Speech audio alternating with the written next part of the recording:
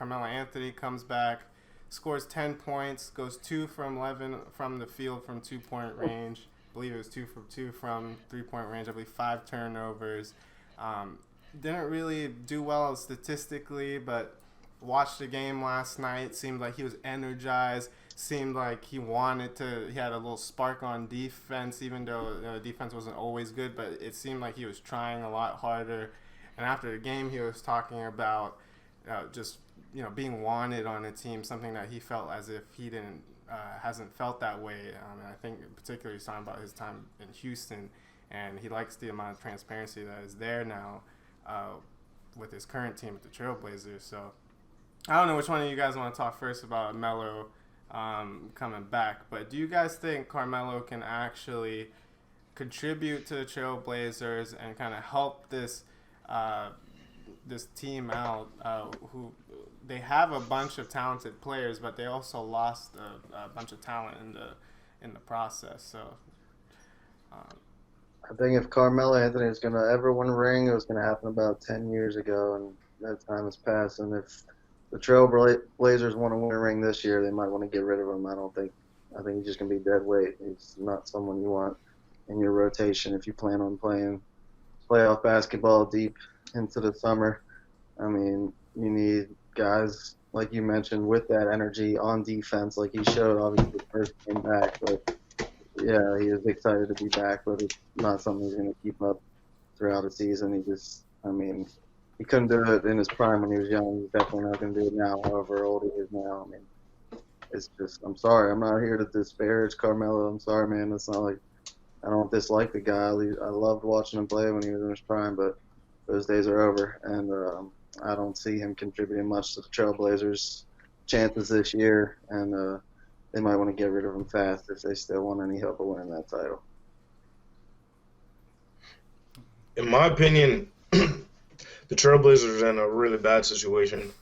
They got rid of a ton of talent in the offseason. They're really hurt. I mean, Dame's out for a bit. Nurk hasn't come back, I'm pretty sure.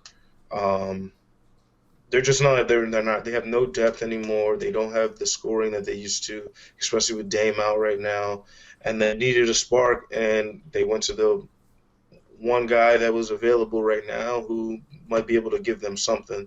I think that the experiment with Carmelo, I mean, is worth it, I guess. I wouldn't have signed him. I actually really like the way Melo plays, or used to play at least. His game, I was a big fan of. I just like the way he scored the ball. He was very fearless. But in today's NBA, I mean, Portland's won 2 games in two of their last 10 games. They're in a really bad situation right now, especially in a really tight Western Conference where you're going to need probably 50 wins to get into the playoffs.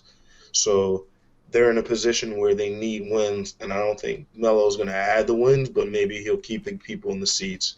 So I think that's the best they can do at this moment, to say they tried something, and they signed him to a non-guaranteed contract. So, I mean, he gets paid however long he lasts on the team. So, I mean, let him try, I guess. Try something. They got to do something.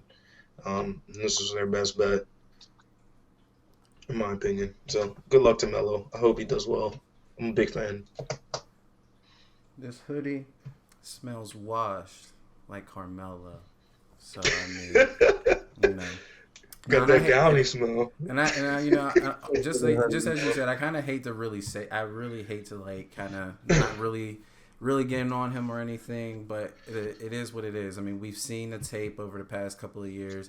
We've seen the regression. The guy can barely make like an 18-footer. You know, there's moments where he's literally he's cold. He's going like the other night going 2 for 11. But as Al said, though, I did see the energy. I did see the spark. He was excited and really grateful for this opportunity because, I mean, it was kind of a sad run. I mean, there's a few players on NBA rosters where you could say, I mean, are they really better than Carmelo still at this point in his, like, career, even though we've seen a drop-off? But, you know, it is what it is. It's just you'd rather have that young talent develop it than have someone who might, you know, still have something in the tank. So I hope it all goes well for him in Portland. I mean, I feel like the experience is going to be an experience for Melo. As Josh said, I mean, they're in a tough spot. They're in a tough spot. Let a lot of that talent go, a lot of that depth go. Which, I mean, it's part of the reason why I thought they even made it to the Western Conference Finals.